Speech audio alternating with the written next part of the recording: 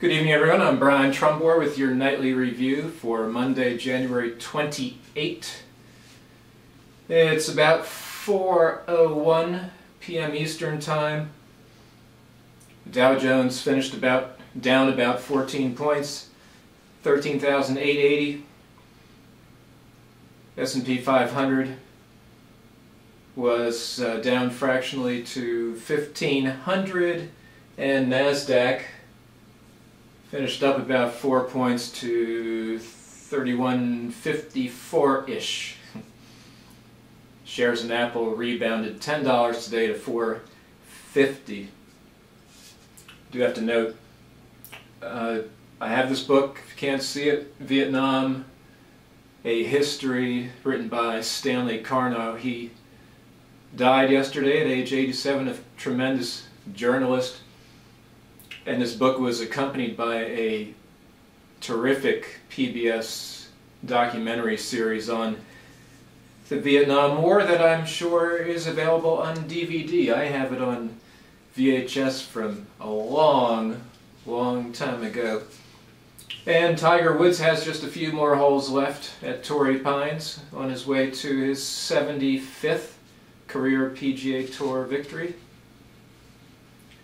Congratulations to Tiger Woods. PGA Tour, whether you like him or not, needs him, certainly for ratings. Durable goods orders, big ticket items for December were better than expected, up 4.6%. Gold closed at $16.56, trying to find a bottom. Oil at $96.45 a barrel, and the 10-year Treasury 1.97%. Rotation out of stocks and a strong durable goods figure there. Certainly the market rally has been foretelling a better economy in 2013, maybe 3% growth instead of 2%. That's what the market is saying. And there is lots of talk about this great rotation out of bonds into stocks. But I've been harping on the complacency in my current week in review, which I posted very early Saturday morning. I wrote of this ongoing complacency when it comes to, especially when it comes to foreign policy and various threats like terrorism. I talked about President Obama and the line from his inaugural, "A decade of war is now ending," and Obama talking about the tide of war is receding. So here's a passage from an editorial in The Economist. Given America's problems, some emphasis on nation building at home, as Mr. Obama likes to call it, is inevitable. But a world in which America turned inward would be a far less predictable and a less safe one. Mr. Obama also has a lot of unfinished business abroad from his first term. Despite all the grand talk of resets and new understandings, Iran is still a threshold nuclear power, Russia is hostile, Europe neglected, and the Middle East as tense as ever. The wars in Iraq and Afghanistan have been wound down, leaving neither victory nor stability in their wake. Just think about it. Egypt, Libya, Algeria, Mali, Syria, Iraq, Afghanistan, Iran, Pakistan, North Korea. On Meet the Press yesterday, Sunday, moderator David Gregory was addressing panelist Ted Koppel. Gregory brought up the Benghazi investigation, and Gregory commented, and the questions are about a region that's in ferment, in revolution in certain parts, where there are a lot of threats facing the United States, and it's not getting a lot of attention thus far from the administration, certainly from the President's inaugural address. And there are real fears in the region that Iran particularly is going to be on the edge of causing problems for the U.S. So Ted Koppel says the following: I think that we're entering into one of the most dangerous periods this country has ever known. A, it's not over in Afghanistan. B, to the degree that Al-Qaeda has moved over into Pakistan. That's a country that has over 100 nuclear weapons. Syria, which is an ongoing problem. The suggestion constantly seems to be that we need to come in on the side of the rebels. There are at least 1,000 Al-Qaeda members in Syria today fighting on the side of the rebels. If the chemical weapons fall into their hands, big problems. Koppel continued, you mentioned Iran. Remember now, and it may even have been on this program, I said that Bibi Netanyahu, the Israeli Prime Minister, suggested that come spring, come early summer, if the Iranians still have not pulled back from building a nuclear weapon, the Israelis may attack. The Iranians would respond against the United States, and they have the capacity to do it with cyber war. Bob Woodward was on the panel. He then commented, I think it's even bigger and more troubling than that. It isn't just the Middle East and that region. Look at North Korea announcing that they are going to target the United States. They have nuclear weapons, unlike Iran at this point. You look at what happened in Algeria and Mali. The Egypt problem is not solved. I actually had one of the experts tell me recently that the next book I ought to do is this whole sweep of foreign policy, and the working title of the book would be Meltdown. Former Senator Jim DeMint. I think we see our foreign policy going in a lot of directions. It doesn't seem to be coherent. It sends signals of weakness. We don't understand what North Korea really is doing right now. It is not just to provoke us, but it's a product demonstration for Iran and other countries that want to see if these things work, because we know North Korea wants to sell them. So I think there is a perception of American weakness, but our problem here is the failure to really understand what is motivating these other countries. So last night, in his joint interview with President Obama and Secretary of State Clinton on 60 Minutes, Steve Croft commented, the biggest criticism of this team in the U.S. foreign policy from your political opposition has been what they say is an abdication of the United States on the world stage, sort of a reluctance to become involved in another entanglement, an unwillingness, or what appears to be an unwillingness to gauge big issues. Syria, for example. President Obama responded, well, Muammar Gaddafi probably does not agree with that assessment, or at least if he was around, he wouldn't agree with that assessment. Obviously, you know, we helped to put together and lay the groundwork for liberating Libya. You know, when it comes to Egypt, I think had it not been for the leadership we showed, you might have seen a different outcome there. But also understanding that we do nobody a service when we leap before we look, where we, you know, take on things without having thought through all the consequences of it. And Syria is a classic example of where our involvement, we want to make sure that not only does it enhance U.S. security, but also that it is doing right by the people of Syria and neighbors like Israel that are going to be profoundly affected by it. And so it's true that it's true sometimes that we don't just shoot from the hip. Well, earth to President Obama. Libya is a failed state. We lost 4 Americans there. The terrorists took the weapons stockpiles into Mali and Algeria, and were it not for the French, Al-Qaeda would have overrun the capital of Mali by now.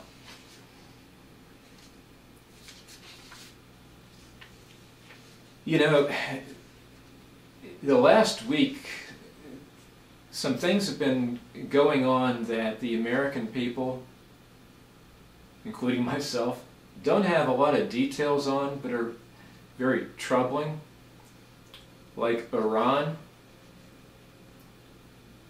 There's all kinds of talk suddenly in the last 48 hours about an explosion at Iran's Fordow nuclear facility, which is being used to enrich uranium. That is the deep underground facility we didn't discover until 2009, and we have no idea how many years it was in operation before then. But Israeli intelligence told London's Sunday Times there was extensive structural damage and possibly 200 workers trapped inside. So it was sabotage or an accident, and I'm sure it was sabotage. There are rumors, and I don't like to, there's some really crackpot foreign policy websites out there, but there are rumors that there was an Israeli airstrike on this facility. Over the weekend, Iran, as good as this sounds, because we want to set back their program, they're going to retaliate if this occurred. Over the weekend, Iran warned any foreign attack on Syria would be considered an attack on Iran. But here's the key. In Syria, there are indications chemical weapons will fall into Hezbollah's hands. So Prime Minister Netanyahu, this is what's interesting. He has held marathon security sessions the last few days. On Sunday before a cabinet meeting, he came out to say, "We must be prepared, strong and determined in the face of all possible developments." Russian Prime Minister Dmitry Medvedev told CNN that Bashar Assad's chances of remaining in office seem to be getting smaller and smaller, but what Israel is worried about is the chemical weapons falling into the hands of Hezbollah, and Hezbollah attacking on behalf of Iran from Lebanon. So then you have President Obama, again on 60 Minutes, saying the following about Syria. In a situation like Syria, I have to ask, can we make a difference?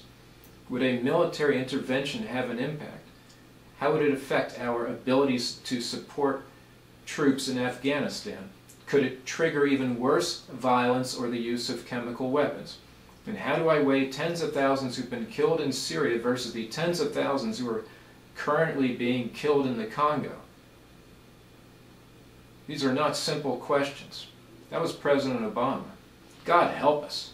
It's been 2 freaking years when you're talking about Syria. We should have had the no-fly zone in place working with our NATO ally Turkey after the first 3 months.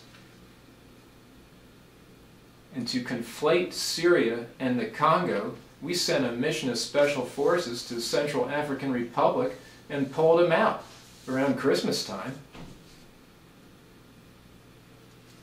In Egypt, President Mohamed Morsi invoked emergency powers in 3 cities to stem riots, claiming at least 56 lives as of this afternoon. The decree lasts 30 days. In a nationally televised address yesterday, Morsi shook his finger at the camera and warned, "Those who try to scare citizens, use weapons, block roads, throw rocks at the innocent, those who attempt to jeopardize the safety and security of this nation, we must deal with them with all force and firmness." He added that everyone must know that state institutions in Egypt are fully capable of protecting this nation. He is so in over his head. Aside from the protests and riots marking the 2nd anniversary of the revolution, you also had a situation where 21 soccer fans were sentenced to death in Port Said for killing rival fans in a riot last year. At least 44 of the 56 who died the past few days died in Port Said, many when relatives tried to storm the prison. where the 21 are being held. As for Morsi, the people have seen the country only get worse under his leadership, and the opposition is rejecting his calls for national dialogue.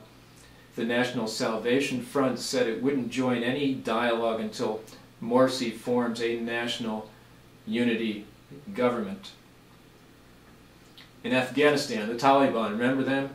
They've killed at least 23 police and other officials over the last few days in various attacks.